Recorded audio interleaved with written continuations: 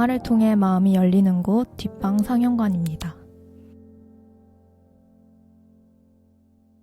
영화가 끝나면 우리는 뒷방에 모여 대화를 시작합니다. 나와 당신의 영화는 우리의 대화를 통해 새롭게 살아납니다. 영화를 통해 마음이 열리는 곳 비밀스러운 뒷방으로 여러분을 초대합니다. 와. 와. 뒷방 상영관의 수카. 바타. 슐라이입니다. 안녕하세요. 안녕하세요.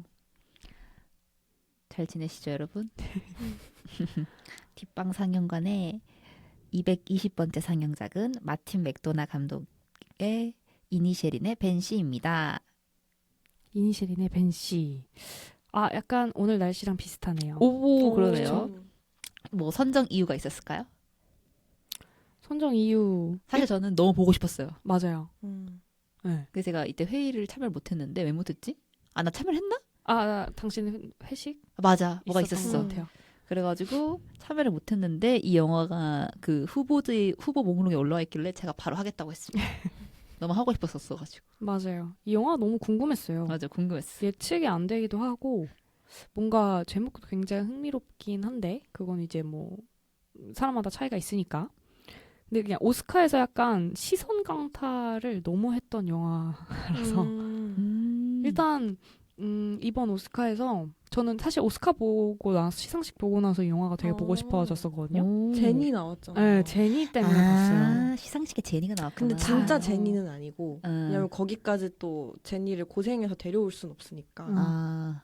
그냥 현지에서 제니 닮은 애를 구해가지고 했다고 하더라고. 근데 이렇게 애가 되게 그럼 리얼 제니는 아닌 거네. 근데 그냥 뭔가 저스트 당나귀네. 맞아, 당나귀 블랙핑크 있는데- 제니 아닙니다, 여러분. 맞아요. 근데 어쨌든 무대 위에 올라온 게, 그러니까 뭔가 사람이 아닌 동물이 올라와서 이렇게 환호를 받는 게 너무 흥미로웠고, 그 사람들이 너무 애정을 갖고 다 그 당나귀를 이렇게 열렬히 환호해줘서 너무 궁금했고요. 그리고 무슨 시상식에 그런 이렇게 만담 같은 거 하잖아요, 사회자들이. 그죠. 뭐 얘기만 하면 아일랜드 얘기를 하는 거예요. 어. 그래서 뭔가 이 대작이 하나 나왔구나 아. 싶어서 너무 보고 싶었고요. 아. 네, 그래서 회의에 열심히 영업했죠. 그렇구나. 아니, 저는 사실 작년 부국제에 이게 있었어요. 그렇다고 그래서 들었어요. 그걸 예매를 하려고 했는데 못 해가지고 좀 아쉬웠던 그게 있었거든요. 사실 또 그것도 있었어요. 저는 그냥 이 포스터에도 아마 계속 나왔던 것 같은데 그 캐치프라이즈가 뭔가 그 돈독한 친구가 갑자기 절교를 선언했다? 약간 이런 식으로 너무 자극적으로 맞아. 근데 되게 요새 영화의 자극에 비하면 사실 진짜 평범한 일인데. 근데 그냥 뭔가 그 말이 엄청 이목을 끄는 게 있었어요. 그 맞아요. 문구 자체가. 맞아. 아, 뭐 친구 절교한 걸로 영화를 만들어? 이런. 근데 뭐 10대도 아니고 포스터 보니까 맞아. 아저씨 둘이 있고. 아저씨 둘이 거의 할아버지야. 맞아요. 뭔가 그리고 우리가 익숙한 자극과 좀 다르지 않나요? 맞아. 음. 절교? 맞아. 절교라는 말 되게 나 오랜만에 진짜 들어보지 중딩 않아요? 이후로 처음 해보는 것 음. 같아. 네, 그게 너무 키워드가 마음을 움직이는 키워드였어요. 무슨 우리들 같은 영화도 아니고 근데 막 되게 스산해 보이는 언덕에 서 있는 두 남자가 막 절교를 선언했다고 하니까 그 스토리가 뭔지 되게 궁금하기도 하고. 그것도 콜린 파렐이랑 베리 키오건 또 나온다고 하니까 이거는 안 볼 수 없다. 네. 벌써 재밌다. 근데 절교? 막 이런 그렇습니다. 그래서 이 이니셜인의 벤시의 줄거리를 간단하게 설명드리면요. 아일랜드에 있는 가상의 외딴 섬마을 이니셜인에서 주민 모두가 인정하는 절친 파워릭과 콜룸은 하루도 빠짐없이 함께 동네의 펍에서 술을 마시며 수다를 떨 정도로 다정하고 돈독한 사이입니다. 하지만 어느 날 돌연 파워릭에게 콜룸이 절교를 선언하게 됩니다. 그 절규를 받아들일 수 없는 파워릭은 그를 몇 번 찾아가 이유를 묻지만 돌아오는 건 변심한 친구의 차가운 한마디뿐입니다. 그냥 이제 자네가 싫어졌어. 줄거리 그대로 읽고 있어 지금. 관계를 회복해보려 할수록 상황은 더욱 악화되어 가기만 하고 평온했던 그들의 일상과 마을은 점점 파국으로 치닫는데. 줄거리를 누가 썼는지 진짜 너무 잘 쓰지 않았어요? 잘 쓰지 않았어요? 다음 영화 줄거리 감사합니다. 네. 그래서 이렇게 줄거리가 있었고요. 본격적인 영화 이야기를 하기 전에 저희 인스타그램 먼저 홍보하고 지나갈게요. 그 골뱅이 언더바 투 언더바 더 언더바 시네마 저희 뒷방 상영관 인스타그램에 오시면은 아토믹이 열심히 상영 영화 일정에 대한 소개글과 게시물들을 업로드해주고 있으니 많은 관심 부탁드립니다. 또 저희는 언제나 여러분들의 목소리에 목말라 있습니다. 저희들에게 뭐 궁금한 사항이 있으신다면 저희 팟빵 공지사항이나 인스타 프로필에 있는 에스크를 통해 익명으로 남겨주셔도 되고요. 아니면 저희 에피소드 팟빵에 댓글 남겨주셔도 되고 뭐 인스타 DM이든지 댓글이든지 모든 것이 환영입니다. 그리고 조금 더 긴 사연을 보내주고 싶으시다면 저희 인스타 아이디와 똑같은 백 언더바 투 언더바 더 언더바 시네마에 골뱅이 네이버닷컴으로 메일을 보내주셔도 저희는 언제나 잘 읽고 꼭 방송에 말씀드리도록 하겠습니다. 감사합니다. 그럼 이어서 다시 영화 얘기로 들어가 볼게요. 줄라이와 버터가 준비한 트리비아를 얘기해 줄 수 있나요? 일단 이 영화의 기획 단계부터 얘기를 먼저 해보면 좋을 것 같은데 이 감독의 장편 데뷔작이 킬러들의 도시라는 영화였어요.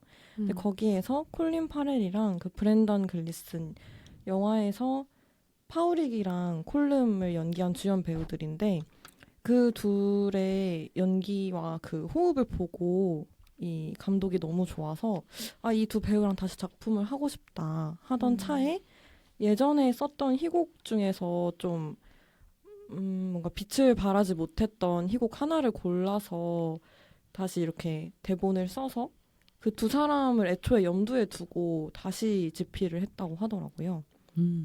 마틴 맥도나가 되게 엄청난 감독인가 보더라고요. 전 사실 이 감독님의 영화가 이게 처음이에요. 이니셰린의 벤시가 처음이고 뭔가 이니셰린의 벤시를 보고 나니까 발음이 어렵네요.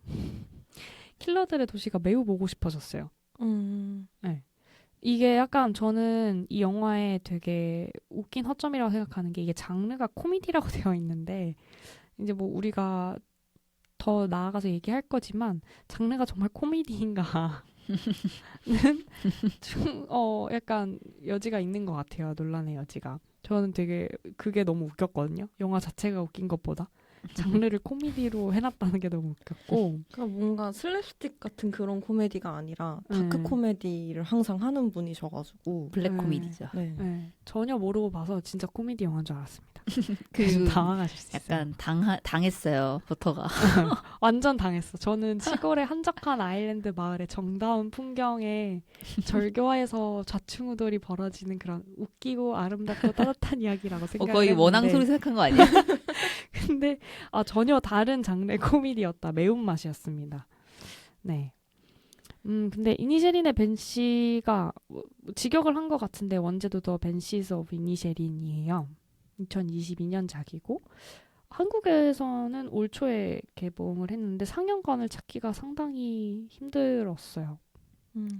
아카데미에서 상을 받았으면 이거보단 맞아요. 나았을 것 같은데 저는 그래도 각본상은 왠지 받지 않을까 하고 있었는데 그것까지 에에올이 가져가면서 에올의 위력이 엄청났죠. 네, 이게 무관을 하고 나니까 더 뭔가 한창 막 관에 많이 풀리고 사람들이 많이 봐야 되는 그 시기를 놓쳐버린 것 같더라고요. 그래서 저같이 코미디인 줄 알고 보는 피해자가 속출한 것이 아닌가. 근데 잠깐 감독이 이 영화를 만들게 된 계기에 대해서 좀 얘기를 해보면 이 마틴 맥도나는 좀 특이한 게 좀 안 특이한 걸 수도 있어요. 영국 사람 입장에서는. 근데 영국에서 나고 자랐는데 아이리시 출신, 그러니까 아일랜드 출신, 아이리시 부모님의 어떤 피를 물려받아서 어릴 때부터 거의 아일랜드 사람처럼 자랐다고 해요. 뭐 스포츠면 스포츠, 문화면 문화, 뭐 세인트 패트릭스 데이도 그렇고 되게 아일랜드 문화를 자기 뿌리처럼 쭉 가지고 있던 사람이고 그래서 아일랜드를 실제로 많이 다녀갔었나 봐요. 24살 때 무려 7개의 희곡을 썼어요. 그 중에 하나가 이니셰린의 벤시라고 합니다.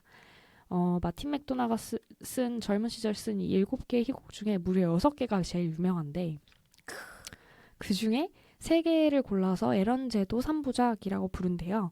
이니시만의 절름발이, 이니시모어의 중위, 그리고 이니시린의 벤시 이렇게 3부작인데 뭐 이니시만, 이니시모 이게 뭔가 했는데 마틴 맥도나가 갈 수 있었던 섬 중에 하나가 이니셔 섬이라고 합니다. 이게 아일랜드가 게일릭을 원래 썼었다고 해요. 맞아요. 이 게일릭의 발음이 되게 특이하잖아요. 사실 스펠링만 보면 읽기가 좀 어려운 배우 이름들이 많거든요. 근데 섬도 그런 것 같아요. 이니셔 섬. 그래서 원래 극본 이름이 이니셔의 벤시였다고 하더라고요. 그렇군요.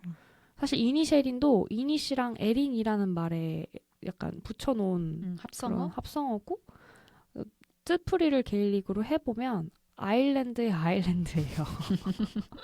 그래서 영화 제목은 아일랜드의 아일랜드의 벤시다. 아일랜드의 섬이라는 뜻이죠. 네네. 그렇고 이 영화의 디테일적인 트리비아를 하나 또 재밌는 걸 찾았어요. 이 영화에 나오는 의상 중에 스웨터들은 다 델리아 발이라는 어떤 분께서 손으로 직접 다 짜신 스웨터고 그 중에 파울이 주인공 콜린 파렐의 스웨터가 제일 시간이 많이 걸렸대요. 무려 100시간 이상을 와우. 한 스웨터에 쏟아 부었다고 합니다.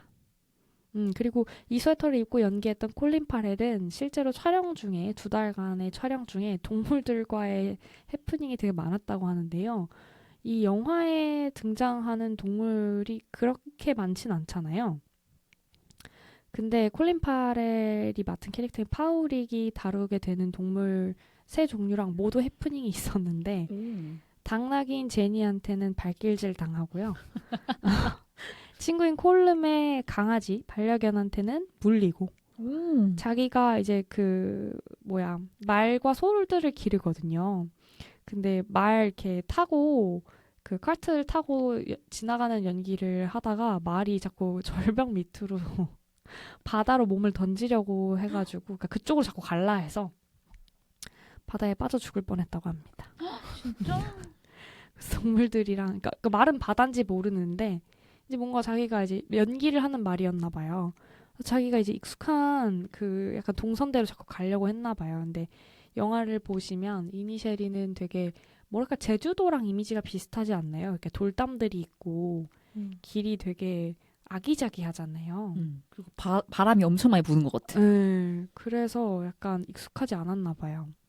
그런 동물들과의 이렇게 해프닝이 많았다고 합니다. 이분 전생에 랍스터셨잖아요. 그러네요. 브랜든 글린슨도 사실 전생이 되게 많지 않나요? 아들은 시간여행을 하고요. 사실 콜드마운틴이라는 영화에서도 바이올린을 연주를 했었고 원래도 바이올린을 되게 잘 연주하시는 분이라고 해요. 또 마법학교에서는 눈도 하나 잃으셨고 네. 맞다. 지금 하는 거예요? 네. 세상에나. 그러신 분이라고 합니다. 킬러들의 도시에서는 어떤 역할이셨는지 또 궁금하기도 하네요. 또 다른 트리비아 있을까요?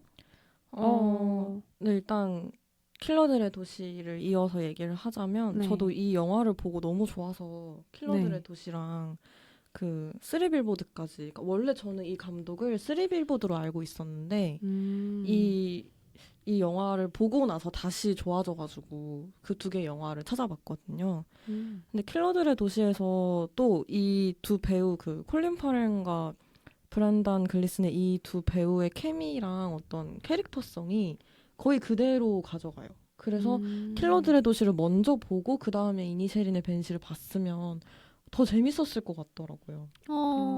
나도 다 다시 봐야지.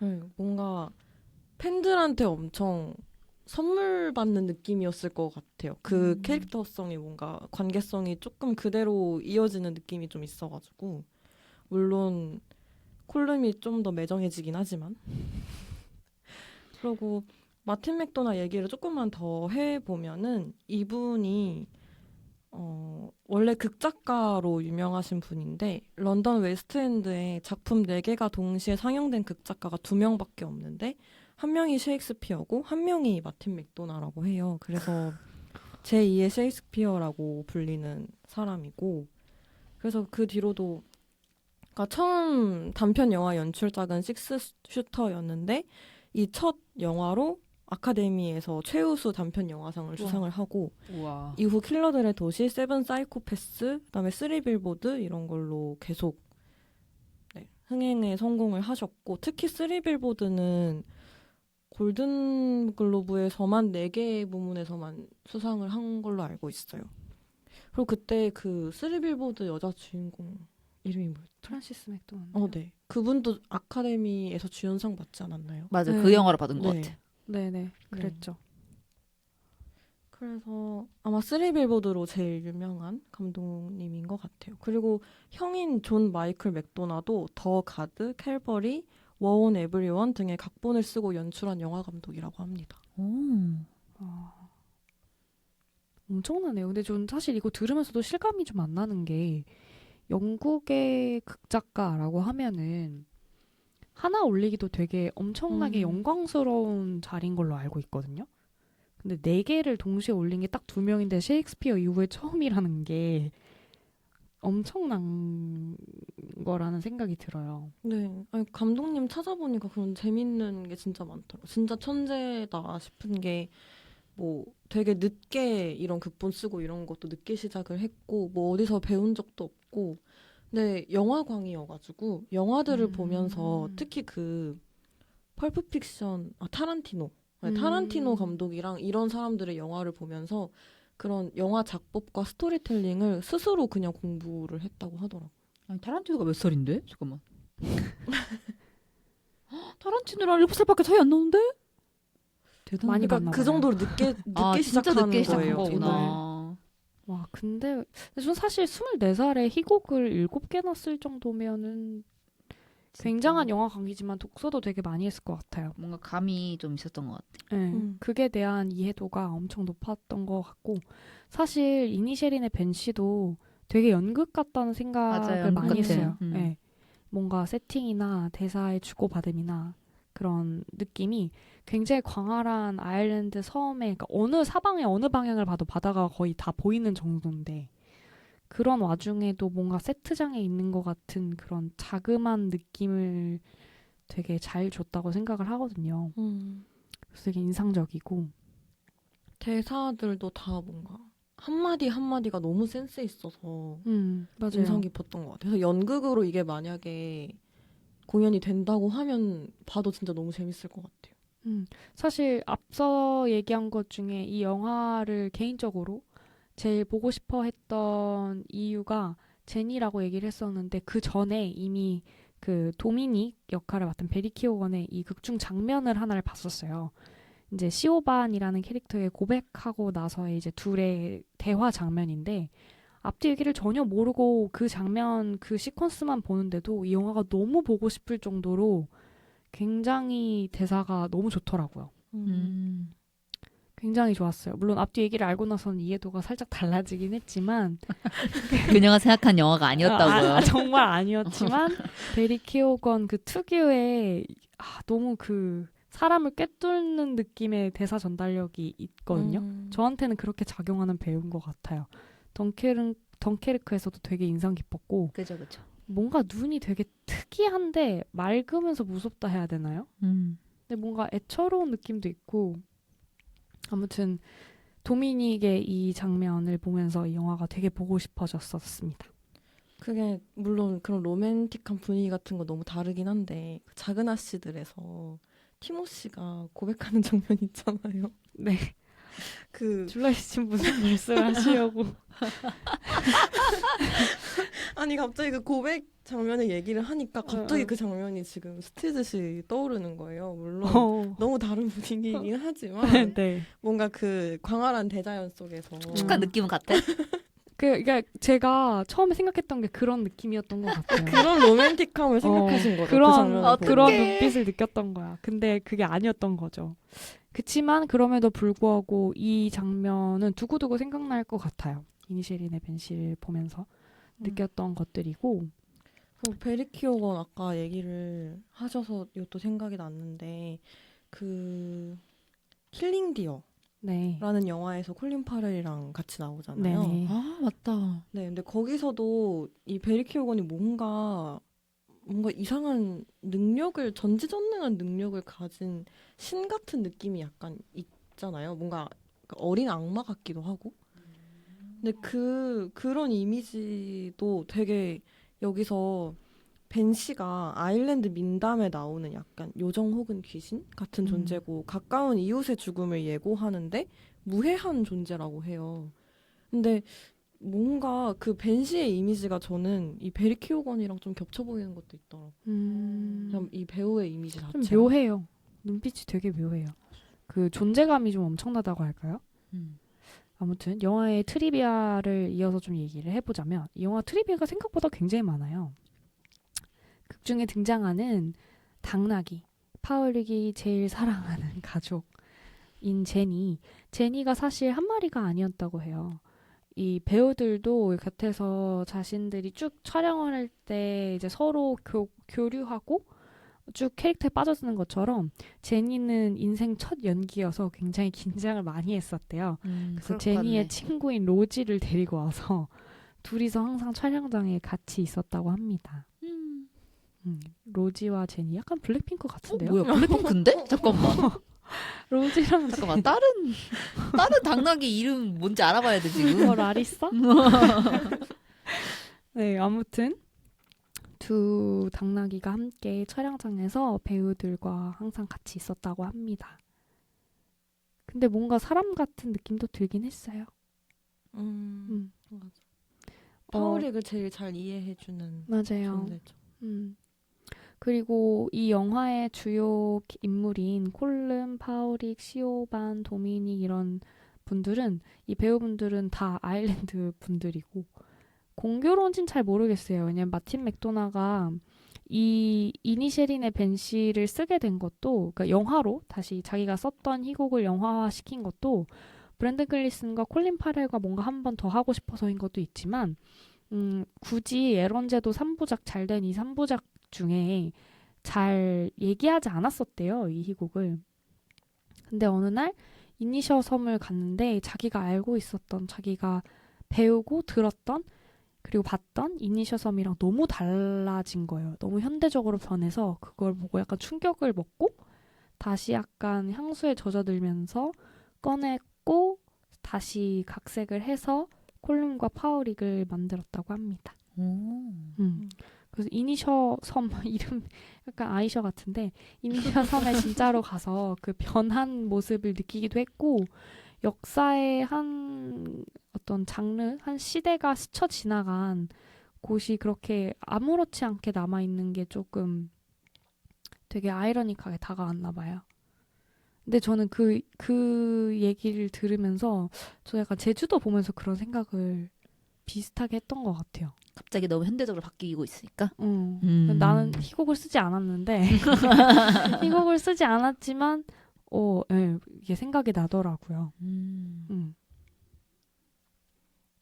그래서 아마 그 영화 속의 달력에 1923년 4월 1일 그 맞아요. 달력을 넘기면서 나온 장면이 있잖아요. 그래서 아마 그것도 뭐 내전 때문에 그 시기를 선택한 것도 있겠지만 말씀하신 것처럼 그 섬이 너무 변해서 자기 과거의 어떤 향수성을 뭔가 제일 잘 담아낼 수 있는 시기를 그리지 않았을까 싶어요. 네. 영화를 좀 더 깊이 파봐야 되는 부분이긴 한데 내전에 대한 얘기가 분명히 어느 정도는 있는 것 같아요. 네, 제가 그래서 이 내전 때문에 켄 로치 감독의 보리밭을 흔드는 바람을 봤어요. 네. 그 영화가 칸에서 황금종려상을 받았던 영화인데 이 영화는 완전 좀 더 직접적으로 그 내전에 대한 얘기를 하고 있어요. 그래서 내전에 대해서 조금 간략하게 설명을 드리자면 아일랜드가 영국의 식민 지배를 진짜 오랫동안 받다가 독립전쟁을 치르고 나서 영국 아일랜드 조약을 맺게 돼요. 근데 그때 그 조약이 이제 약간 완벽한 조약은 아니었던 거예요. 그래서 그래도 다시는 독립의 기회가 없을 수도 있으니까 부족한 조약이라도 일단 체결하고 후위를 도모하자라는 아일랜드 자유국이 있었고 나중은 없을 거고 이 조약은 우리가 지금까지 해온 독립운동을 다 수포로 돌아가게 만드는 거다. 이건 의미가 없는 조약이다. 라고 생각하는 아일랜드 공화국군이 있었어요. 그러니까 이게 줄여서 IRA라고 부르거든요. 아일랜드 리퍼블릭 아미라는 뜻인데 그래서 이 두 세력이 이제 그 조약 대해서 이제 갈등을 하게 되면서 내전이 이제 시작이 된 건데, 그래서 이제 켄 로치 감독의 그 보리밭을 흔드는 바람에서는 독립전쟁을 같이 하던 세력이 그 조약 때문에 분열되는 그 과정을 다 그려내고 있어요. 근데 영화가 진짜 엄청 좋더라고요. 그런 아일랜드의 풍경도 많이 나오고, 주인공 이름이 기억이 안 나는데. 킬리안 머피. 네. 킬리언 머피가 나오고, 킬리언 머피 약간 리즈 시절이 맞습니다. 나옵니다. 그분의 리즈 시절은 언제나가 네. 아닌가요? 비교적 젊은 시절, 젊은 리즈 시절. 언제나이긴 한데, 여기서 네. 또 빌런도 아니고, 의대생으로 나옵니다. 덩케르크에서도 약간 빌런 아닌 빌런으로 나왔던 것 같은데. 뭔가 항상 그 그분도- 의문스러운 그런 느낌으로 나오는데, 근데 이 영화에서는 진짜 착하고 정의롭고 멋있고 똑똑하고 혼자 다 하는 그런 캐릭터거든요. 그래서 그 배우를 구경하는 재미만으로도 볼만한 영화이고, 그래서 아마 이니셰린의 벤시를 보고 나서 이 아일랜드 내전에 대해 좀 더 알고 싶다 하시는 분들이 있을 것 같은데, 그런 분들은 보리밭을 흔드는 바람도 보시면 좋을 것 같아요.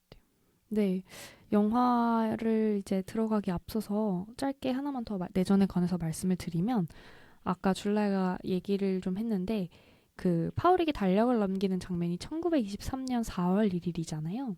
이게 실제로 아일랜드 내전이 역사적으로 이제 끝나기 전, 그러니까 한 달, 2달 전쯤의 시기라고 보시면 됩니다.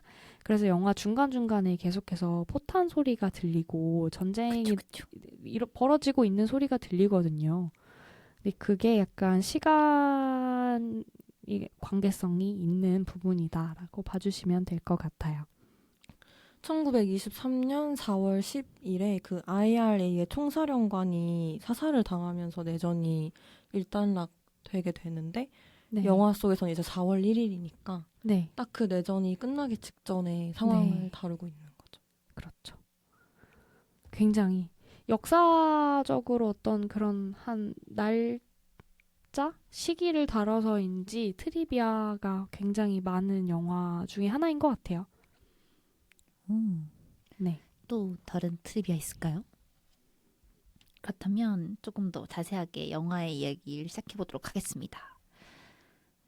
일단 저는 너무 재밌게 봐서 일단 벌써 올해의 영화 등극입니다. 올해 이거보다 더 재밌는 영화를 볼 수 있을지 모르겠는데, 일단 마틴 맥도나 감독 영화를 여러 개 볼 거니까 거기서 더 제가 더 재밌는 영화가 나오는지 한번 보도록 하겠습니다. 저도 극장에서 본 사람이 진짜 몇 명 없긴 했어요. 같이 본 사람이 저 포함 한 4명 정도 관에 있었던 것 같은데, 다른 분들도 조금 웃긴 하더라고요. 근데 저 혼자 너무 빵빵 터지면서 봐가지고 사람들이 막 뭐야 왜 이렇게 시네필이야 이렇게 하는 거 아니야? 이게 시네필에게만 웃길까요? 근데 뭐 다 웃길 수도 있겠지만 손가락 자르는데 웃고 있으면 뭐야 저 시네필 웃길 수도 있잖아. 시네필 아니면 타란티노다. 되게 터지는 장면이 있긴 한데 전 아직까지도 과연 이게 코미디 영화였는가. 약간 너무 오해하고 시작해서 그래요. 이럴 너무 줄 알고 봤어야 되는데. 따뜻한 이니셜린을 기대했어요. 저는 그냥 광대가 내려오지 않았다. 또 막 그래서 소리내 웃은 건 아니지만 계속 광대는 올라가 있었다. 저는 그냥 파우릭 나오면 그냥 계속 웃겼어가지고 맞아요. 그분의 그 억울한 눈썹과 맞아요. 그 뭔가 약간 금쪽이처럼 행동하는, 맞아요. 그래서 약간 좀 징징대고 나 그래도 착하잖아 약간 이런 식으로 하는 행동들이 다 너무 웃기더라고요. 맞아요. 그래서 사실 저는 생각을 했을 때 약간 파오릭은 조금 더 동물적인 사람이고 그 컬름은 조금 더 인간적인 고뇌를 하고 있는 사람이라고 해야 되나? 그래서 컬름은 내가 왜 태어났나 이런 톨스토이적 고민을 계속 사람은 무엇으로 사는가? 나는 뭘 남기고 죽어야 하나? 나의 의미는 무엇인가? 이런 생각을 계속 하는 사람이고, 이제 파오릭은 일어났으면 아침밥 먹고 아침밥 먹었으면 일하러 가고 일 다 했으면 점심 먹고 점심 다 먹었으면 펍에 들어가서 술 마고 이런 사람이잖아요. 어떻게 보면 이게 제니랑 그 생활이 똑같아요. 그렇네요. 그죠? 그냥 제니야. 그래서 그런 사람인데 이 둘이 친구였다는 것도 음. 신기한데 이제 이 둘이 갑자기 한쪽이 절교를 하면서 그렇게까지 할 일인가 싶은데 계속 그렇게 싸우는 게 너무 재밌었다. 근데 그 대사 하나하나가 다 주옥 같았다. 그러니까 이게 둘이 친구였던 게 서로를 너무 좋아하고 잘 맞아서 친구였던 게 아니라 둘 다 백수여서 그랬던 거지. 거의 이제 할 일이 없으니까 계속 펍에서 만나니까 그랬던 거지. 그리고 그 마을 사람들을 보면은 다 너무 치명적인 결점들이 좀 다 심하게 있어요. 아들을 추행하고 때린다거나. 경찰이. 네, 뭐 그런 사람도 있고. 그래서 그 신부님도 그렇게 좋은 사람처럼 보이지는 않잖아요. 신부님 너무 말을 옮겨. 하라는 대로 다 하고. 네, 그 식료품점 부인도 뭔가 뭐 궁금하고 소식을 듣고 싶을 수는 있는데 저걸 저렇게까지 강요할 일인가 싶을 정도로 결점들이 다들 너무 치명적으로 있어서 약간 콜룸 입장에서 그나마 어울릴 만한 사람이 파우릭밖에 없지 않았을까. 네, 근데 전 약간 이 파우릭과 콜룸이 친했던 장면을 안 보여주잖아요. 그러니까 사실 친하지는 않았던 거지. 그 너무 궁금한 거예요. 둘이 술 먹고 무슨 얘기를 했을까 그러면. 왠지 파우릭만 떠들었을 것 같긴 한데. 그치, 딱 봐도 그렇지. 제니 당나귀 똥에서 발견한 얘기 3시간 동안 했다며. 그게 당나귀 똥인지도 콜룸은 나중에 기억을 못 하잖아요. 그러니까. 안 듣고 있었다는 거지. 근데 뭔가 그 둘이 어떤 얘기를 했을까 싶기도 하고 근데 또 마을 사람들의 반응을 보면 둘이 꽤 오랫동안 친하게 어쨌든 펍에 항상 같이 왔단 말이죠. 의뢰 그러니까. 시간이 되면 파울이 막 처음에 첫 시퀀스에서 데리러 가잖아요. 그러니까 뭐 장난 아니야. 응, 데리러 걸어가서. 가고 뭐 시켜주고 막 사이렌 오더 하고 난리 나. 사이드도 저는 무슨 프롬에 데이트 신청하러 가는 사람인 줄 그러니까. 알았어요. 너무 정성스럽게 가서 기다리고 답 맞아, 안 맞아. 해주니까 그럼 가서 기다릴게? 맞아, 이러고 맞아. 가서 기다리고 그것도 다시 가잖아요. 음. 펍에 왔다가 다시 가볼까? 이런 것도 다시 가. 다시 가는 것도 너무 웃겨. 자기 의지가 아니고 서 있다가 뭔가 자기도 의아하긴 해요. 근데 그 주인이 컵 닦으면서 잔을 닦으면서 뭐야 둘이 싸웠어? 그러니까 이상하지? 둘이 싸웠네. 가봐. 막 이러니까 가볼까? 다시 가고. 근데 또 거리가 영화도 되게 일부러 그걸 길게 보여주는데 절대 짧지 않아요. 맞아. 거의 다른 마을로 데리러 가는 수준인데 그걸 이렇게 쭉 간다는 게 그 성격을 참 잘 보여주는 대목인 것 같아요.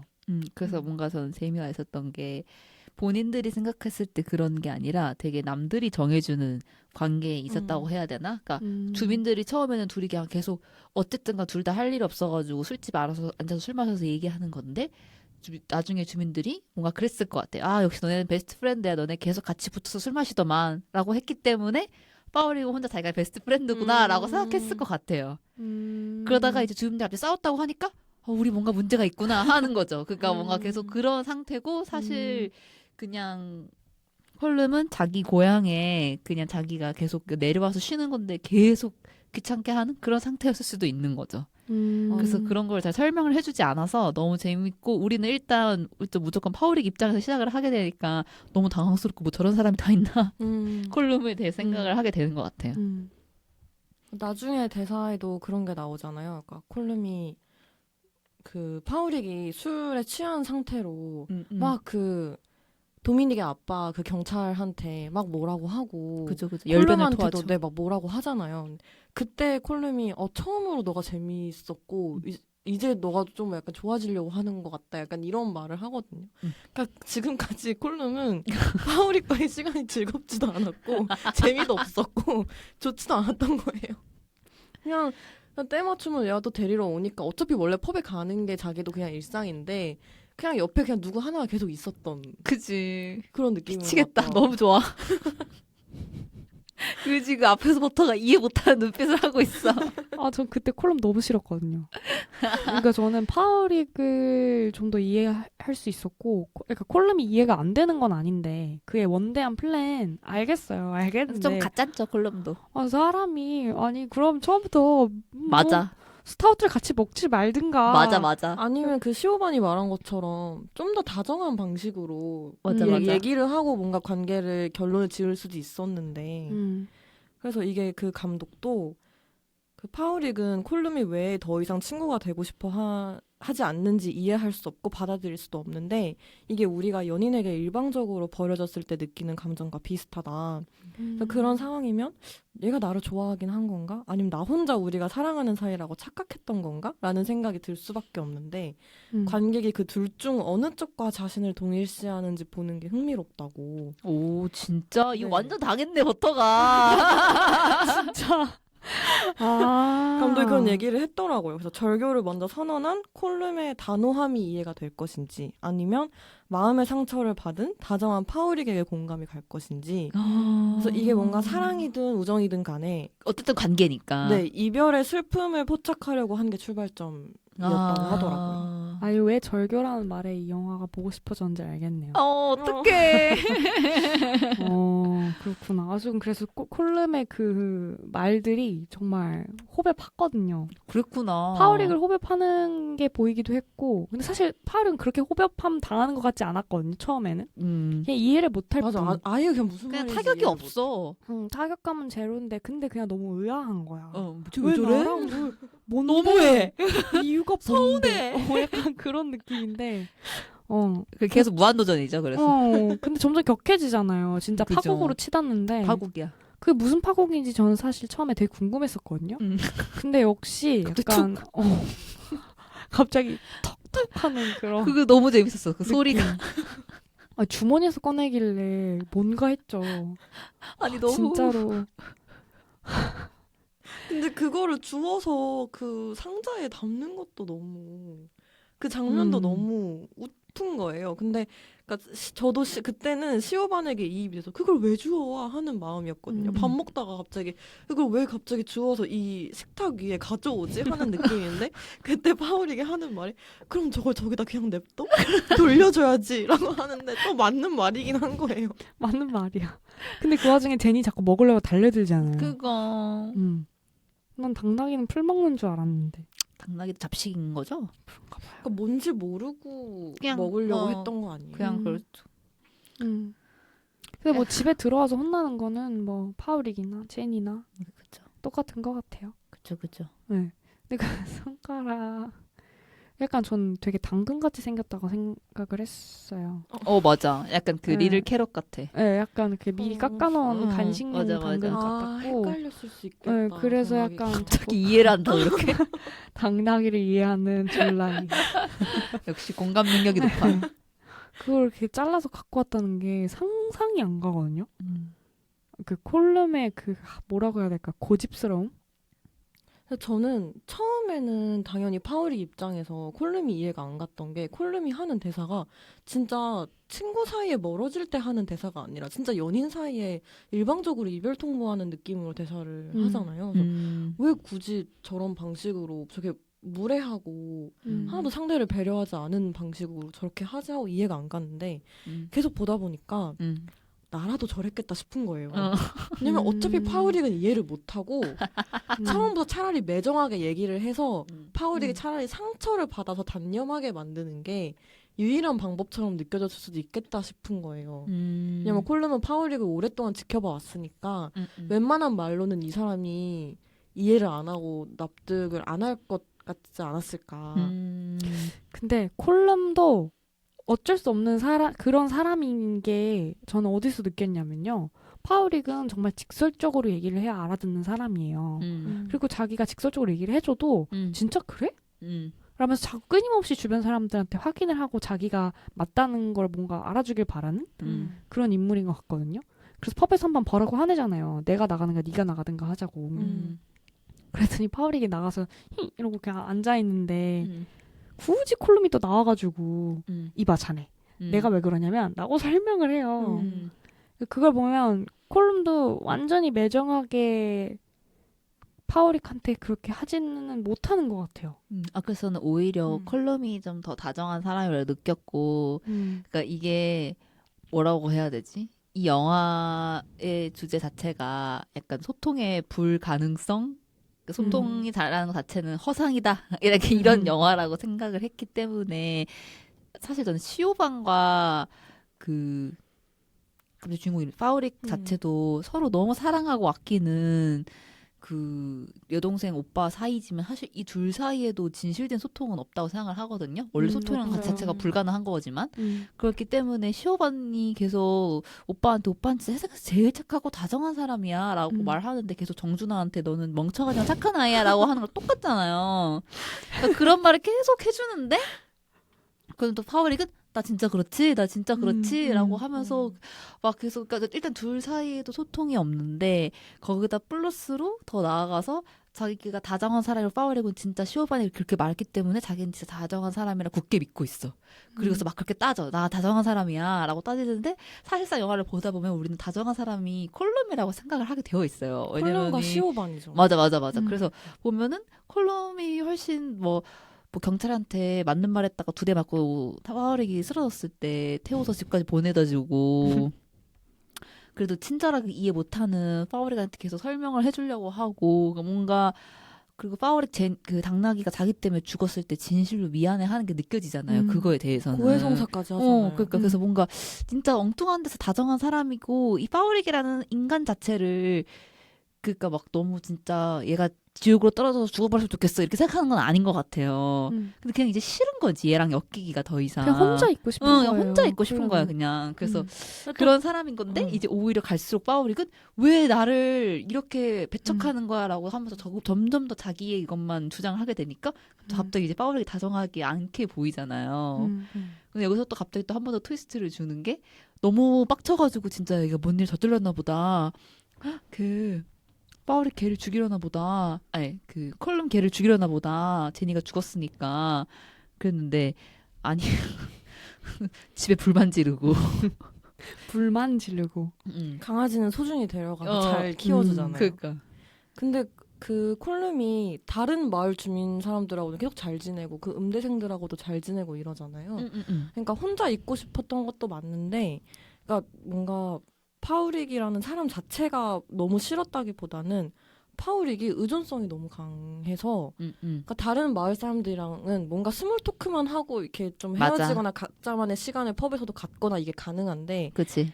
그 외에 그 경찰 도미닉의 아빠인 경찰과 술을 마실 때도 펍에서 나란히 앉아 있어요. 같은 테이블에 마주보고 앉는 게 아니라 나란히 앉아 있거든요. 그러니까 그 정도로 다른 사람들이랑은 적당한 거리두기가 가능한 관계가 가능한데 파우릭은 그게 아예 안 되는 사람인 거죠. 맞아. 그래서 그 동물인 거야, 파우릭은. 동물들이랑 그게 안 된다고. 동물들은 나만 바라본다고. 애초에 그 나이에 시오만이랑 한 방에서 같이 자거든요. 그러니까 대박이야. 그 침대가 떨어져 있기는 한데 그 같이 자는 그 방의 침대의 어떤 그 모습이 되게 어린아이들의 맞아, 방을 어린아이처럼 느껴져요. 연상을 시켰고 계속 시오반한테 막 돌아와. 시오반 침대 보면서 막 돌아와 이러면서 엉엉 울고 그리고 사실 그러니까 시오반도 저는 파우릭이랑 처음부터 소통을 하고 싶지 않았던 게 아니라 처음에 뭐 그 편지 같은 거 오고 자기에게 그런 좋은 제안이 오고 여기를 떠날지 말지를 뭔가 고민하고 있었을 때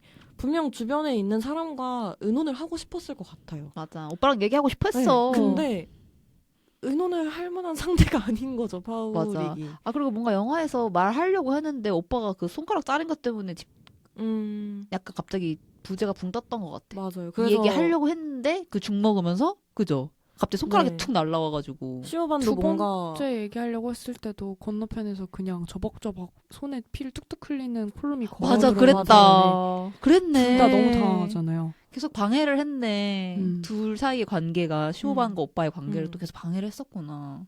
그래서 저는 콜룸이 파우릭을 거부하는 방식도 모르겠어요. 둘 중에 하나에게 이입하게 하려는 감독의 의도인지는 모르겠는데 그 중에 고르라면 저는 파우릭의 입장에서 좀 더 본 것 같거든요. 그죠. 뭐 정상적인 사람이면 자기 손가락 잘라서 이렇게 자해로 가야 하진 않죠. 그러니까 뭔가 이 파우릭이 좀 더 이해가 잘 됐던 것 같은 게 콜룸이 처음에는 이해가 가는 것 같았어요. 그가 뭔가 그래 나 인생에 뭔가 남기고 가고 싶어.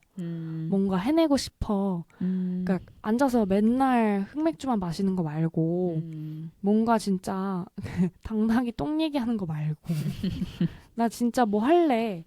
알겠어요. 근데 처음엔 알겠는데 나중에는 그의 그 나름의 방식이 굉장히 폭력적이라고 생각을 해요. 손가락 자르는 것도 하나의 메타포라고 생각을 하지만 줄리아가 얘기한 것처럼 다른 사람들이랑은 얘기하고 지내잖아요. 그니까. 시어반이랑도 얘기하잖아요. 손가락 그러니까. 안 자르잖아요. 시어반이 찾아왔다고 해서. 그니까. 그걸 보면서 뭔가 파워릭을 하나의 자기가 기피해야 될, 타파해야 될 어떤 해소해야 될 대상으로 정해놓고 그 파워릭이 어떻게 감당해내는지는 하나도 중요하지 않은 거죠. 이제 자기한테는.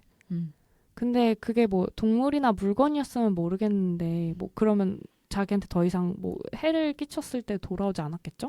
근데 파워릭이라는 그 캐릭터는 그렇다고 해서 안 돌아오는 캐릭터가 아니잖아요. 손가락 몇 개 잘랐다고 해서 다시 돌려주러 오는 사람인데 그렇게 멍청하리만큼 이해하지 못하고 그리고 뭔가 맹목적인 어떤 인간의 관계성에 대한 의미를 두는 사람을 친구로 만들어 놓고 그렇게 일방적으로 뭔가 타파해야 될 존재라고 정해놓고 그걸 통해서 자기가 뭔가를 이뤘다고 계획의 일부 이루는 것의 일부라고 혼자 정했다는 게 저는 잘 이해가 되지 않고 이해하고 싶지 않았어요.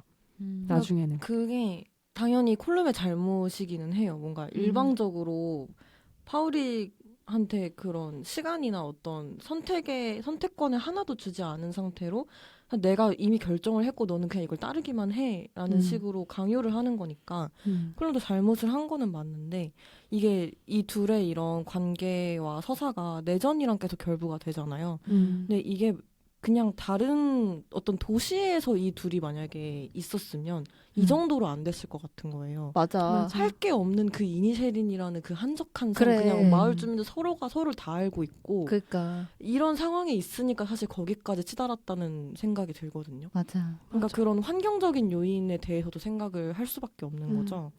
그러니까 애초에 그 내전의 시작도 영국령 아일랜드로 남을 것이냐, 완전한 독립을 이룰 것이냐의 문제가 이게 콜룸이 파우릭이랑 계속 무의미한 시간을 보낼 것이냐 아니면 홀로 의미를 생산해낼 것인가 이 문제인 거라서 그 양상도 되게 비슷한데 파우릭은 이거를 아예 이해를 할 수 없는 사람인 거잖아요. 근데 이게 죽음을 기다리기만 하면서 사는 게 싫은 콜룸한테는 삶과 의미와 자아 효능감 이런 것들에 너무 중요한 문제인 거고 파우릭이 이걸 당연히 이해를 못할 것 같으니까 처음부터 설명을 포기한 건데 그 방식이 어쨌든 상대를 배려하지 않는 거고 테러에 가까운 방식이고 하다 보니까 둘 사이에서도 전쟁이 시작될 수밖에 없었던 것 같고 그리고 그 파우릭의 의존성에 대해서도 다시 더 얘기를 해보자면 쓰리빌보드 그 감독의 전작인 쓰리빌보드에서도 무능한 경찰 캐릭터 한 명이 있는데 샘 로겔이 연기한 딕슨이라는 캐릭터예요. 근데 이 사람이 경찰인데 완전 마마보이예요. 좀 심각한 마마보이예요. 모든 거를 다 엄마한테 물어보고 엄마가 시키는 대로 하고 되게 유약한 막 엄청 센 척을 하는데 되게 유약하고 엄마 얘기하면 꼼짝 못하고 약간 이런 사람이거든요. 근데 그런 캐릭터가 이 영화에서는 파우릭으로 옮겨온 것 같더라고요. 그래서 부모님의 죽음 이후로 시오반을 뭔가 자기 양육자처럼 생각하고 맞아. 시오반이 없으면 나 밥 어떻게 먹지? 막 이런 맞아. 생각부터 하는 사람이잖아요. 그러니까 기본적인 의식주부터 혼자 해낼 자신이 없는 사람인 거고 그런 사람이 콜름이 얘기하는 독립의 의미를 어떻게 이해할 수 있겠어요. 자기는 독립과 너무 거리가 먼 사람이고 상상조차 못하는 사람이니까. 그래서 저는 콜룸이 손가락을 안 잘랐으면 파우릭이 절대 그 심각성을 인지하지 못했을 거라고 생각을 했어요. 그치. 사실 잘랐어도 인지 잘 못한 것 같긴 해요. 돌려주러 가잖아요. 네, 그래서 콜룸의 방식이 당연히 폭력적이지만 그렇게까지 하지 않으면 안 되는 원인 제공을 파우릭이 한 것도 마찬가지이기는 해서 뭔가 진정한 독립의 의미를 두고 그 내전이 갈등을 벌인 거잖아요.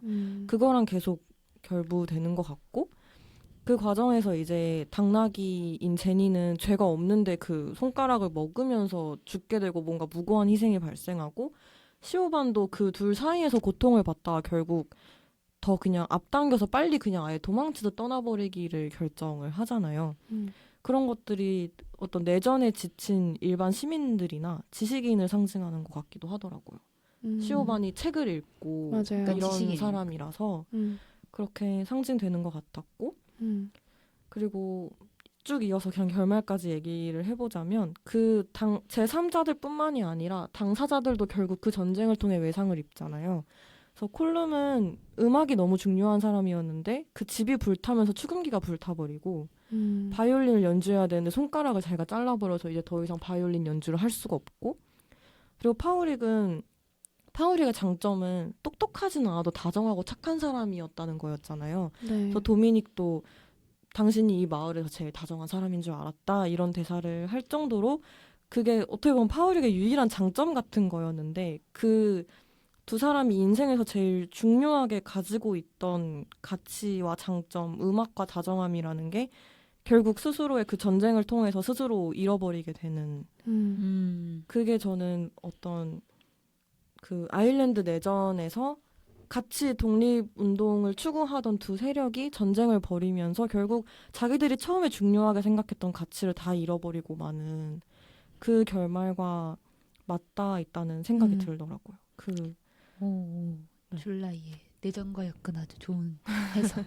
그 켄 로치 감독의 보리밭을 흔드는 바람에서도 이게 이렇게까지 할 가치가 있는 거겠죠? 라는 대사가 나와요. 그래서 뭔가 이 이니셰린의 벤시에서도 그 본토에서 들리는 그 대포 소리를 듣고 다들 행운을 빈다. 뭘 위해 싸우는지는 모르겠지만 이런 얘기를 한단 말이에요. 그래서 그런 어떤 직접적인 대사들을 통해서 어느 순간 그냥 그 전쟁과 테러에만 초점이 맞춰져서 처음에 지키고자 했던 가치나 그런 것들이 희석된 그런 상황들을 보여주는 것 같았어요. 두 영화 다. 그래서 생각을 해보면 해볼수록 스카가 얘기했던 그 완전한 소통은 없다. 가 생각이 나면서 뭔가 인간의 죽음과도 엮을 수 있는 것 같아요. 사실 영화 제목이 이니셜인의 벤시잖아요. 근데 벤시가 아까 줄라이가 얘기했지만 페리 오맨, 그러니까 죽음을 알리는 어떤 요정, 여성 같은 어떤 존재, 신비로운 존재에 대한 얘기인데, 이니셜인의 그런 벤시가 있냐고 파울이 묻는 장면이 있잖아요. 이니셜인의 벤시 없는데? 이러는 장면이 있어요. 그 극 중에서 콜름이 작곡하는 노래 제목이기도 한데, 저는 사실 완전한 소통이 없고 결국에는 무엇을 위해 달리는가, 죽음뿐인데 인간이 하는 모든 것들에는 아이러니가 있고 완전함이 이 세상에 있을 수 없는데 그 완전함을 향해 계속해서 달려나가고 결국에는 서로 다 잃어버리는 그런 모습을 좀 보여줬다고 생각해요. 내전 자체도 사실 뭔가 얻어냈다고 하기에는 분열인 거잖아요. 결국에는 분단이었고, 그 역사적으로도 북 아일랜드는 결국에는 다시 영국령으로 귀속을 했거든요. 그렇게 보면 완전한 통합을 이뤘다고 보기 힘들다고 아직도 느끼는 사람들이 있대요. 그렇게 생각을 해봤고, 또 하나는 저는 아일랜드가 사실 아일랜드 내전에 대해서 정확히 알고 있지 못했어요. 이 영화를 보기 전까지는 이거에 대해서 뭔가 읽어볼 행동을 하지 않았었고, 그래서 전에 한번 그 한국의 독립에 대해서 굉장히 부러워하는 주제로 말을 하는 아일랜드 분의 어떤 영상 강의 같은 거를 본 적이 있었는데, 그 언어를 잃지 않은 것과 어쨌든 독립을 완전히 이끌어낸다라고 표현을 하셨는데 그게 좀 무슨 소린가 싶었거든요. 근데 이 영화와 배경에 대해서 좀 더 알게 되면서 느껴진 것 같아요. 그 언어에 대한 이야기도 그렇고 이해가 좀 됐달까요? 근데 역시나 이 영화가 얘기하는 것처럼 완전한 소통은 없기 때문에 저도 저만의 기준으로만 이해하려고 하는 것이 아닌가 하는 생각이 들었고요. 그리고 참 시오반, 사실 콜룸과 파우릭에 대해서 주로 얘기를 하겠지만 시오반과 파우릭의 관계도 저는 좀 슬픈 것 같기는 해요. 정말 그 시오반이 그 중에서 항상 빨간 코트를 입다가 마지막에 갈 때 노란색 코트를 입는데 뭔가 풀려난 듯한 느낌을 받았거든요. 저는. 그게 그녀가 끝도 없이 얘기를 해요. 사실 굉장히 반복적으로 외롭지 않아? 외로움을 느끼지 않아? 왜 외로워하지 않아? 라고 계속 질문을 하는데 파우릭은 제대로 된 이해도 하지 않고 애초에 그냥 흡수 자체가 파워릭한테는 안 되는 것 같거든요. 그 자기 문제가 너무 커서 다른 사람의 상황에 관심이 없어요. 관심이 없고 결국에는 맥코믹 부인이 왔을 때도 그냥 동생 비밀 얘기해버리고 그냥 가버리고 너무 난처하게. 정준하야. 동생이 그렇게 울 때도 왜 우나 싶긴 하지만 더 이상 물어보지 않아요. 그랬을 때 시오반이 얼마나 외롭고 힘들었을까 하는 생각도 들었고요. 맞아요. 저는 맞아요. 근데 약간 오히려 저는 이 영화가 약간 너무 대포소리 터뜨리고 막 약간 너무 약간 그런 의미심장한 대사들이 몇 개 나와요. 뭐 어제는 뭐 누가 누굴 죽였지, 아니 얘가 얘를 죽였던가, 이제 누가 누구 편이었는지도 기억을 잘 모르겠어. 뭐 이런 경찰이 이런 얘기를 하는 다 나오는데 저는 거기서 딱 되게 연극 대사 같아라고 느꼈거든요. 너무 아일랜드 얘기하려는 것 같아. 그래서 약간 오히려 저는 그런 것들이 조금 오히려 약간 오글거렸고, 오히려 그런 내전 얘기를 굳이 결부시키지 않더라도 너무 좋은 영화라고 생각해요. 이런 거에 대해서 얘기를 할 수 있는. 그래서 아까 줄라이가 얘기했던 것도 너무 공감을 하는 게, 처음에 보면서 아니 둘이 누구 하나가 진짜 떠나면 되지, 왜 둘이 저기 이렇게 이니셜인에 갇혀가지고 저러고 있는 거야. 사실 둘 중에 하나가 떠나면 이게 해결되는 거잖아요. 아니 다른 친구가 있으면 되는 거거든요. 맞아. 그래서 줄라이처럼 되게 환경이 너무 작은 섬에 갇혀 있기 때문에 이러는 건데 쟤들은 왜 그걸 모를까라고 했는데, 마지막에 약간 조금 소름 돋으면서 좋았던 게 둘 다 섬을 떠날 생각은 죽어도 없었던 거예요. 그러니까 애초에 그게 전제였어. 둘은 애초에 섬을 떠난다는 존재 자체가 없고 그냥 난 여기서 태어나서 여기서 죽는 거야. 이게 너무 있어가지고 그게 너무 흥미로웠고, 그래서 얘네 둘 사실 아까 또 줄레가 말했던 것처럼 파워릭은 다정함을 잃었고 걔는 음악을 제일 중요했는데 음악을 잃었다라고 얘기를 했지만, 사실 둘 다 그게 애초에부터 원래 자기들이 갖고 있었던 건지도 모르겠어. 그러니까 파워릭도 사실 뭐 진짜 다정하고 싶었던 건지 모르겠고 그냥 주변 사람들이 좋아하니까 그런 행동을 했던 것 같고, 그 컬럼도 자기가 음악을 그렇게 남기고 싶어 한다면서 자기 뭐 천재가 되고 싶은 것처럼 모차르트 입을 달고 살지만, 그런 음악가가 누가 이니셜인에 살아요. 그렇죠. 시오반이랑 같이 떠났어야죠. 최소 더블린 펍에서 연주함. 누가 이니셜인에서 그러고 살아서 그 대단한 곡이 나오는 것도 아니고, 근데 갑자기 이 곡을 네 장례식에서 연주하는 생각을 했어. 갑자기 사랑 고백하고 사랑 고백처럼 들렸거든요. 그래서 약간 저는 어때 생각을 했냐면, 그러니까 진짜 사람이라는 게 자기 세계에만 갇혀서 사는 사람들인데, 특히나 이 컬럼이랑 파워릭은 정말 자기 세계에만 갇힌 두 사람들인데, 애들이 끝도 없이 어쨌든 간 충돌하고 으로써 어떤 그런 행위에서 발생하는 그런 갈등들 자체가 너무, 이거 자체가 그냥 우리 삶이고 인생이고 역사고 뭐가 어쨌든 뭔가 이게 다 그래서 발생하는 것들이구나. 그리고 그게 딱히 뭔가 엄청난 이유를 바라고 발생하는 것도 아니고 뭔가를 바라고 발생한 것도 아니고 그냥 어쨌든 일어나게 되는 거구나. 네네. 이런 거에 대한 생각이 들면서 너무 좋았어요. 그러니까 섬이라는 공간 자체가 왜 제주도에 대한 다양한 담론들을 들어볼 때도 육지랑 섬의 생활이 정말 크게 다르고 사람들의 인식도 엄청 다르고, 그래서 섬에 있는 사람들은 뭐 서울에서 온 사람들은, 제주도 사람들은 다 그냥 육지 사람이라고 맞아, 나도 육지에서 왔죠 부르더라고요. 이러잖아. 네. 그래서 그런 어떤 자기가 지금 살고 있는 그 터전에 대한 확실한 인식이 있는 것 같고, 뭔가 프라이드도 있는 것 같고, 그걸 떠나서 다른 곳으로 가서 사는 것도 되게 쉽지 않은 선택인 것 같고, 근데 그런 자기 터전에 대한 약간 정체성과 너무 깊이 결부되어 있는 그런 지점 같은 것들이, 제가 그 보리밭을 흔드는 바람 영화를 볼 때도 그런 막 내전에 휩쓸리면서 막 자기가 살던 집이 막 다 불타버리는데도 그 할머니가 나는 그냥 여기 있던 그 가축들이 쓰던 곳을 그냥 청소하고 여기서 자겠다 이래요. 그 무슨 집 땅 안 팔겠다는 시골 할머니지? 그런 인식이 되게 있구나, 아일랜드가. 그런 것 같더라고요. 근데 저는 그게 왜 우리나라도 좀 그런 거 있잖아요. 꼭 시골 할머니들이나 섬 사는 사람들도 그런 게 있. 네, 특히 우리나라 그 파친코 드라마를 맞아, 봐도 생각했어요. 그 절대 나는 이 집 안 팔 거라고 그 하는 그런 장면이 있잖아요. 그런 게 저는 아일랜드도 오랫동안 막 기근을 겪고 시민 지배를 받고 이랬던 뭔가 지주들한테 이렇게 탄압을 받고 이랬던 내 땅 내 것에 사람들이라 대한 그게 되게 강한. 뭔가 우리나라랑 그런 뭔가 한과 고통과 이런 정서가 비슷한 것 같더라고요. 그래서 음. 내가 그래도 그 할머니도 그 영화 속에서 하는 말이 뭐 우리 아버지도 뭐 여기서 뭐 어떤 고통을 겪었는데도 계속 이 집에 있었다. 막 이런 얘기를 하거든요.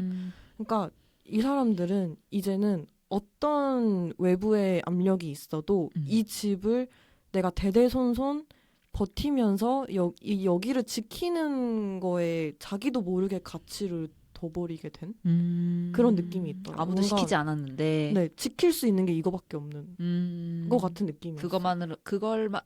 그거로라도 자기의 어떤 네. 인생의 의미를 부여하려는. 불안하고 가진 것 없는 이 인생에서 내가 가진 이것만큼은 내가 지키고 또 내 후손에게 물려줘야 하는 것이 아닌가. 그래야 우리가 이렇게 고생하면서도 버텨온 이 가족의 역사가 보존되는 것이 아닌가 하는 그런 생각들이 있는 것 같더라고요. 그게 그래서 저는 이 영화를 보면서도 시오바는 결국 떠나지만 그 떠나지 못하는, 그러니까 사실 파울릭이 안 떠나는 게 되게 이상하잖아요. 되게 의존적인 사람인데 섬에 더 이상 자기가 의존할 사람이 없단 말이에요. 그치. 약간 그나마 좀 유일하게 남은 대체제가 도미닉이었는데 도미닉도 죽어버렸고 근데 그런 상황에서 시오반 당연히 원래 제가 생각했던 파울릭 캐릭터는 그럼 나 빨리 시오반한테 가야겠다. 나도 그렇게 생각했거든. 이래야 될 것 같은데 안 그러고 갑자기 섬에 버티고 남는 네. 거야. 나 거기서부터 약간 저 너무 재밌었어요. 그니까요. 음. 콜룸도 그 정도 그 손가락 자르지 말고 그냥 떠났으면 되는 건데 그런 선택들이 그런 그 자신의 터전에 대한 어떤 고집과 그런 신념 같은 것도 있지 않았나 싶더라고요. 뭔가 저는 그래서 끝으로 갈수록 둘 자체가 그냥 이 싸움에 너무 몰입을 했다고 생각을 했어요. 그 할 일 없는 섬에서 그 싸움이란 둘이 그 둘 사이에 그 어떤 이게 되게 뭔가 진짜 어떤 그래서 어떤 뭐지? 이 마틴 맥도나 감독이 서부극의 형태를 되게 좋아한대요. 그래서 어차피 둘 싸움이 되게 서부극 총싸움처럼 느껴지기도 한다. 시간 약속 정해놓고 너는 이때 이렇게 할 거야. 그러니까 그런 게 되게 약간 서부극 그렇네요. 전투 느낌이래요. 그래서 그런 걸 진짜 생각을 해보니까 이게 진짜 자기들 사이에 어떤 그런 전투가 된 거예요, 진짜로. 그래서 이거에 너무 둘이 몰입을 했다고 생각을 했어. 그러니까 애초에 진짜 그 뭐 내전이랑 또 연결시킬 수도 있겠지만 이게 싸우게 된 계기는 하나도 중요해야 되지 않고 이 싸움에 둘이 너무 몰입을 해가지고 다 내팽겨치고 이거에만 몰입을 하게 되니까 이 싸움을 떠난다는 선택지 자체가 아예 없어져 버리는 그 너무 재밌었고 이렇게 다른 사람이 각자 살다가 뒤질 수도 있는 건데 죽을 수도 있는 건데 서로 계속 이렇게 부딪히면서 뭔가 이런 갈등을 만들어내는 게 전 너무 재밌어요. 그리고 뭔가 그런 과몰입한 상태에서 다른 걸로 주의가 환기될 만한 것도 없는 거죠. 그치.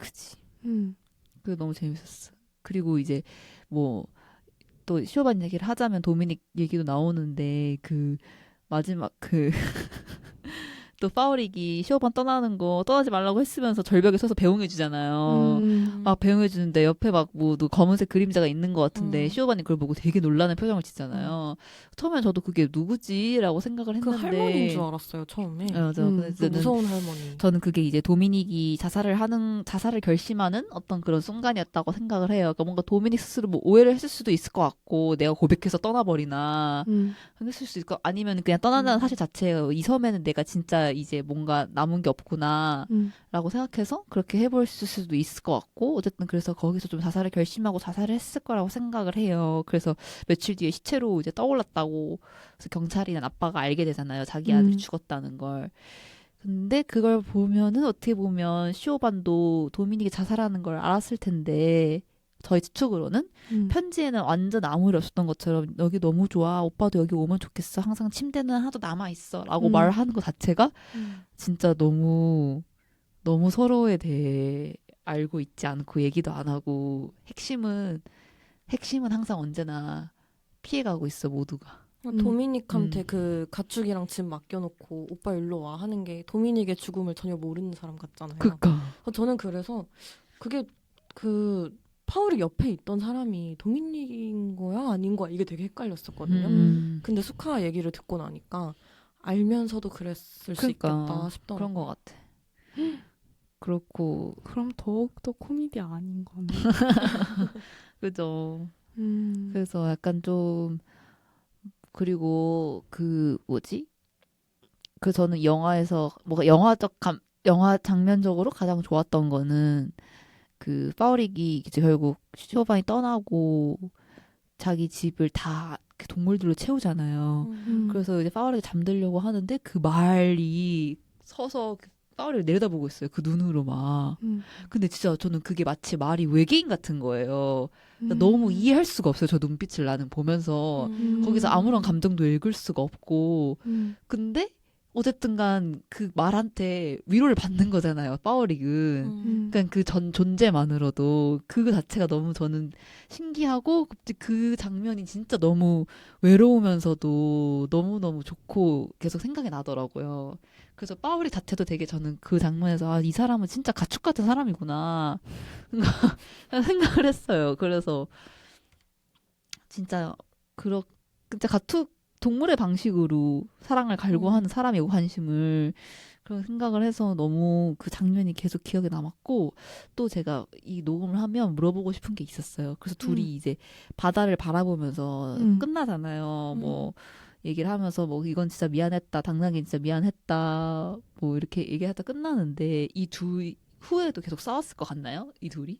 왜냐면 왼손 남아 있잖아요 아직. 그리고 콜룸이 이제 끝난 건가? 이런 식으로 물어보는데 파우릭이 이제 멈출 수 없다 이런 식의 대사를 하거든요. 그래서 저는 콜룸은 이제 그냥 뭔가 멈추고 그만두고 싶어 하는 것 같은데 파우릭이 계속 전쟁을 벌일 것 같고 근데 또 그 와중에 걔는 돌봐주겠다고 한단 말이에요. 그래서 뭔가 그런 지금까지의 양상과 비슷하니까 지금까지는 사실 콜룸이 일방적으로 거절했다가 또 콜룸이 일방적으로 다정하게 구해주기도 했다가 이런 식으로 전개가 됐다면 이제 이 시점부터는 파우릭이 일방적으로 공격했다가 일방적으로 강아지 챙겨줬다가 약간 이런 식으로 되지 않을까. 맞다. 저도 이제 끝까지 둘이 한 명이 죽을 때까지 싸울 거라고 생각을 했어요. 그래서 이제 보면 되게 의미심장한 게 그 구울이라 불리는 할머니가 이니셰린의 지금 두 개의 죽음이 온다라고 했잖아요. 근데 이제 하나의 죽음은 도미닉인데 이제 하나는 당나귀가 죽었으니까 우린 저게 카운트일까 안 카운트일까 이렇게 생각을 하게 되잖아요. 근데 만약에 당나귀를 안 치면 하나의 카운터 남는단 말이에요. 처음에 콜룸이 죽은 것처럼 보이기도 맞아, 하잖아요. 맞아. 그게 또 재미지. 근데 그래서 뭔가 생각을 했을 때 그래도 한 명이 죽을 때까지 계속 하겠구나 이런 생각을 또 했어요. 저는. 맞아. 그 동물들한테 둘러싸인 장면 저도 그 장면 너무 좋아했는데 그게 저는 파우릭이 그렇게 동물들로 이렇게 둘러싸여 있는 느낌이 자기가 약간 새로운 둥지를 만든 것 같은 느낌도 있었어요. 너무 외롭고 기댈 곳이 계속 필요한 사람이라서. 저는 오히려 콜룸은 이제 그만의 싸움을 마친 것 같아요. 되게 후련해 보였죠. 되게 후련해 왜냐면 보였어. 그는 곡을 완성했거든요. 근데 파우릭은 이제 모든 걸 잃은 거예요. 그래서 걔는 이제 물러설 곳이 없구나. 잃었고 자신의 친구도 잃었고 그래서 저는 오히려 문을 활짝 열고 동물들을 들여보냈다고 생각을 했거든요. 하나는 제니를 들여보낼 때마다 시어반이 계속 뭐라고 했잖아요. 근데 이제 뭐라고 할 사람이 없어. 그치. 그리고 제니도 없어. 그래. 그래서 그녀의 배를 두고 계속해서 뭐를 쓰거든요. 똑똑하지 않은 사람이. 그 뭐라도 하고 싶은 방어 기제 같은 게 보인다고 생각을 했고 만약에 이제 그 둘이 어쨌든 그 둘은 그들의 세계에서 계속 살겠죠?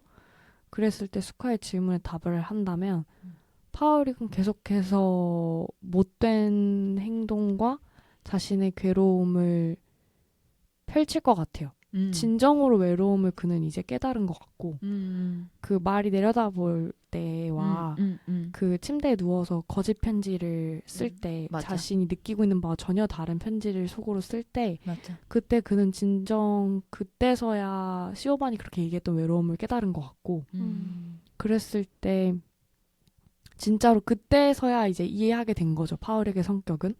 그래서 콜룸은 오히려 그만의 전쟁은 그는 이제 후련해요. 맞아. 그래서 안 싸울 것 같고 파우릭이 오히려 계속해서 뭔가를 하고 콜룸은 계속해서 거기서 버티는? 왜냐면 수카 말처럼 그들은 추호도 섬을 떠날 생각이 없거든요. 그러니까 미친놈들이야. 그렇게 될 것 같아.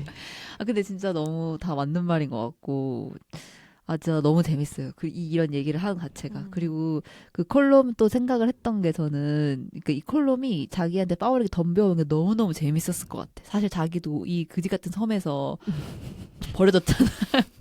이 그치 같은 상황이 벌어져서 계속 산으로 살고 있는데 광희 대사가 너무 그치. 나도 갑자기 머리에 떠올랐어. 이 거지 같은 섬에서. 자기가 뭐 아무리 음악 얘기하고 싶어봤자 할 수 있는 게 펍에서 연주하는 거랑 학교 음대생 놀러와서 얘기하는 건데 사실 그걸 만족이 안 될 것 같거든요. 그러니까 뭔가 그리고 되게 콜룸 인생은 조금 권태로워 보였어요. 너무 약간 권태 같은 거 절여져 있는 것 같았고 근데 파우렉이 막 그렇게 덤비면서 뭔가 시작이 되잖아요. 그러니까 뭔가 자기가 좀 그 마음에 들었을 것 같고 솔직히 그리고 자기가 어차피 이게 모차르트 같은 곡을 쓸 수 없음에 대한 손가락을 자른 게 되게 훌륭한 익스큐즈가 되어줬을 것 같아요. 변명이. 그걸 마치, 그러니까 내 생각에는 컬름은 이미 자기 손을 자르고 싶었어. 내가 이런 모차르트 같은 훌륭한 곡을 남길 수 없는 음악가라는 점에 대해서 이미 자기 손을 자르고 싶었는데 파우리까지 건 것 같아요. 그러니까 뭔가 되게 총체적으로.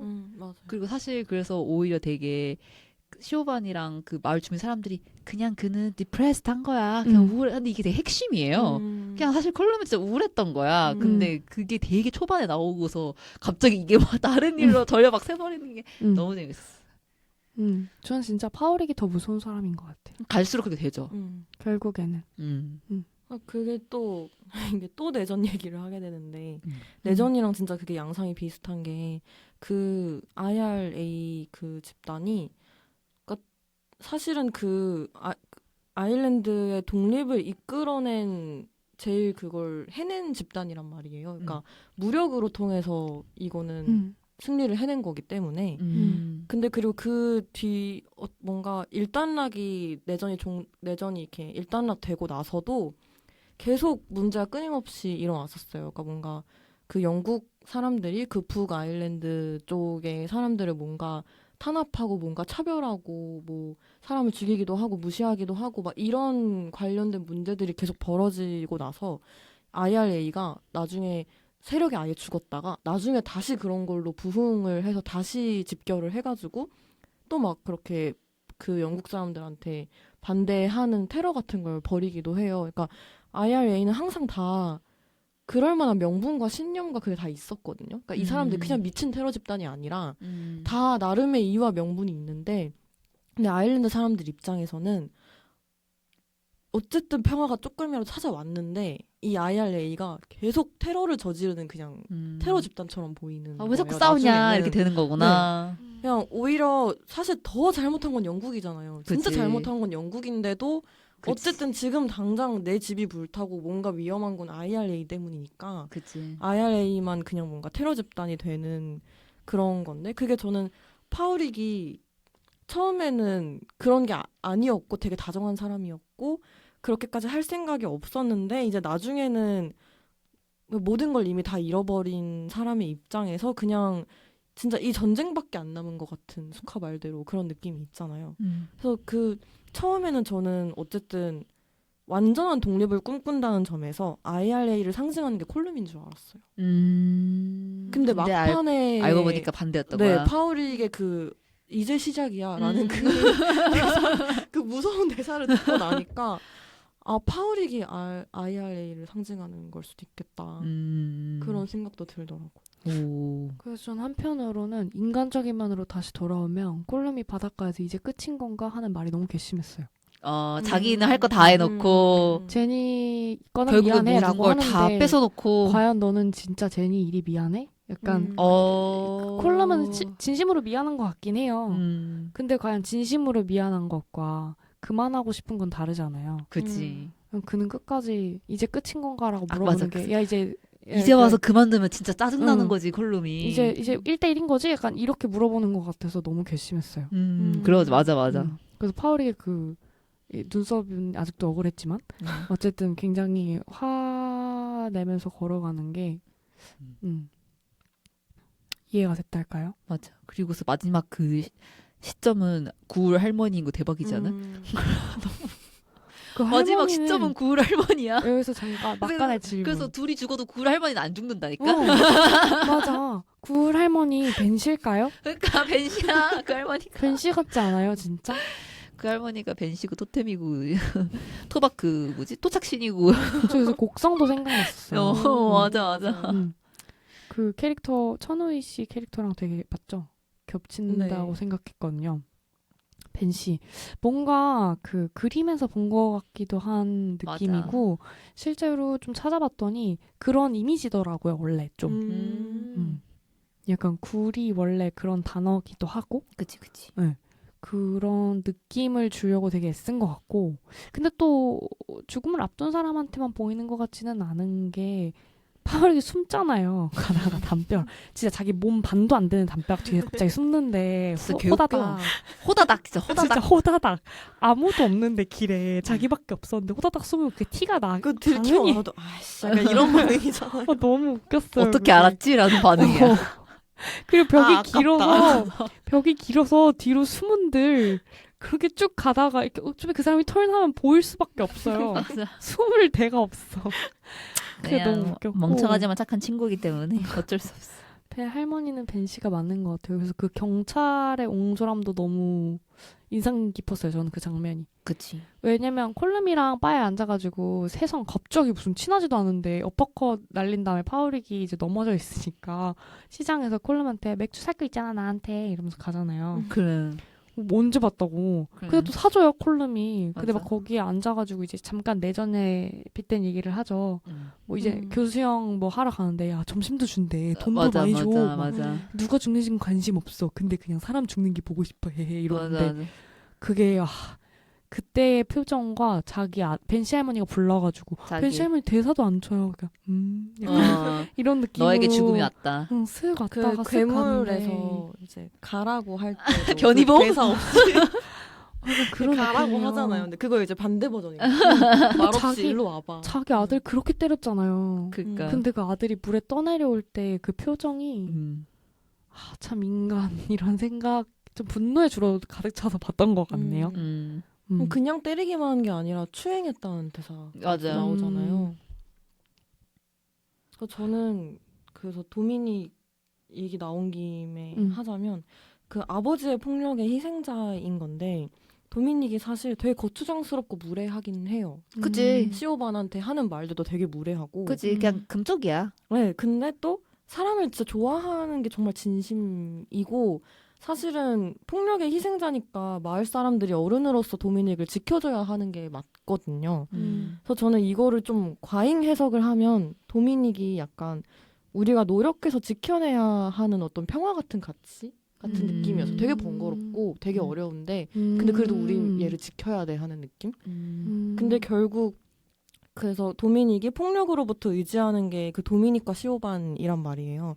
근데 파울이 그 다정함을 잃어버렸고 시오반한테서는 이제 거절을 당하잖아요.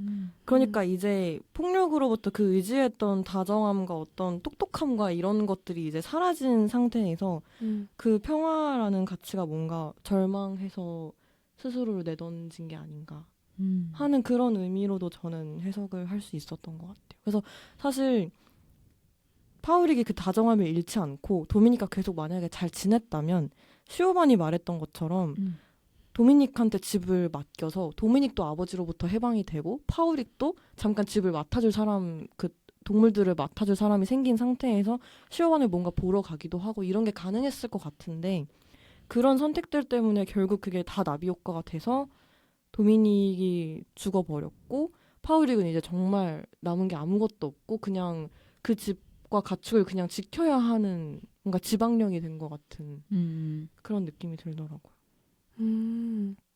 도미니가 전 사실 마을 사람들이 전부 다 하나씩 결점을 갖고 있다고 얘기했는데 앞에 들었는데 다 잔인했다고 생각해요.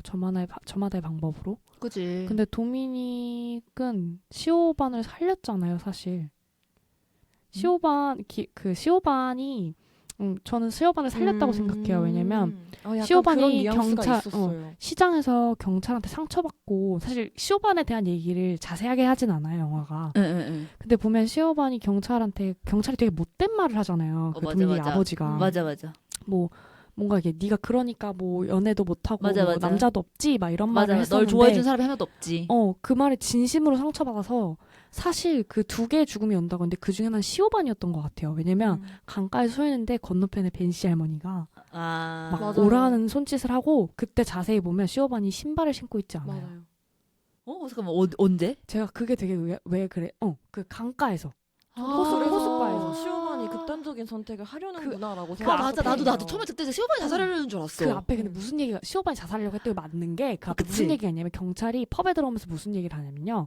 낮에 응. 들어오면서 호숫가에서 또 누가 자살했어. 맞아 이런 얘기 하거든요. 맞아 나도 근데 그 그랬었어. 호숫가예요 그게. 맞아 거기서 자살하려고 신발을 벗고 있었던 거예요. 맞아 저는 그 장면을 왜 유심히 봤냐면 그게 제가 기다렸던 그 도미닉의 고백 장면이었거든요. 맞아 그래서 그게 무슨 연유에서 그런 말들을 한 건지 궁금했기 때문에 되게 자세히 봤는데 맞아 시어바는 아마도 자살을 하려고 했던 것 같고 맞아 그걸 뒤바꾼 건 도미닉이었던 것 같아요. 결국에 도미닉이 맞아요. 스카의 말대로라면 죽게 된 거지만 맞아요. 아마도 그랬던 것 같고 딱 그 시오바는 적시적소에 도미닉이 사랑에 대한 얘기를 했기 맞아요. 때문에 시오바는 용기를 내서 나갈 수 있었던 것 같아요. 맞아요. 들어간 게 아니라 나간 거지. 맞아요. 그래서 그럼 벤시 할머니 할머니 손가락은 도미닉이 맞은 거네. 그치. 어. 근데 나중에 보면 전 그것도 있었어요. 이 얘기를 안 할 뻔했네.